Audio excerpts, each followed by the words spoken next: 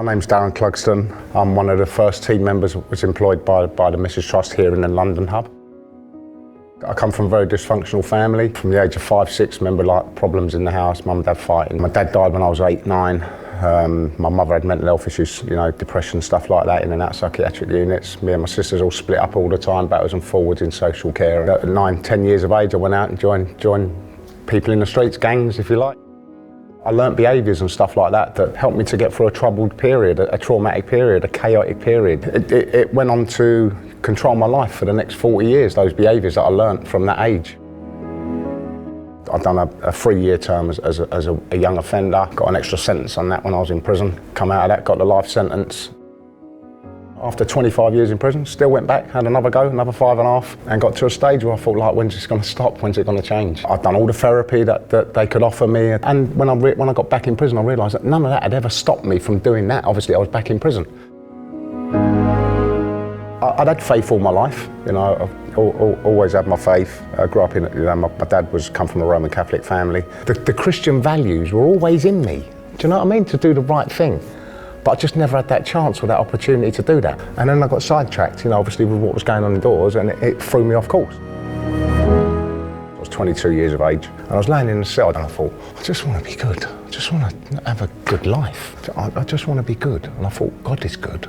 And it was like, woof. I had like a spiritual awakening, just like a connection with God. I just had a lot of fears around it with the people I was associating with, what people were saying about me. And they'd come in my cell and say, listen, let's stop all that and take the Bible out of my cell and things like that. Every time I got to the point of baptism, I'd be off again, back to the madness and taking drugs and running around like a lunatic, and spiritually, emotionally, mentally, physically just drained, just like, you know, and was happy to be there. I've been in prisons like for over 33 years of my life. That's been a safe place for me. Where outside, my life's always just been chaos and madness. Got to the point where I just said, look, you know, enough's enough. Got down on my knees, gave my life to Jesus, and I literally felt him take that rucksack of behaviours, the survival kit that I've been carrying around all my life, literally take them away and say, you don't need that no more. What I started doing was the people that were involved in the things that I'd been involved in, and behaviours and drugs and violence and, you know, moving about, ducking and diving and all that sort of stuff, I just started pushing them away. And then when I came out, same thing. You know, I see people that I knew, oh look, you've got this, you've got that. I said, listen, like, I gave my life to Jesus, I'm done, I'm a Christian, mate, I'm finished with it, or I can't, you know. But like, you can do this and you can earn that. I said, listen, mate, I don't earn a fortune at the moment, but there ain't no amount of money can take away my peace and what I've got at the moment, mate. And I got employed a week before the lockdown, you know, so I had that money all through the lockdown, which if I didn't get that job, then who knows where I'd be or what I'd be doing. I'm so grateful, you know, I'm thankful for God for what he put in my life at that time. I found it hard, you know, since I've been out, struggles and stuff like that.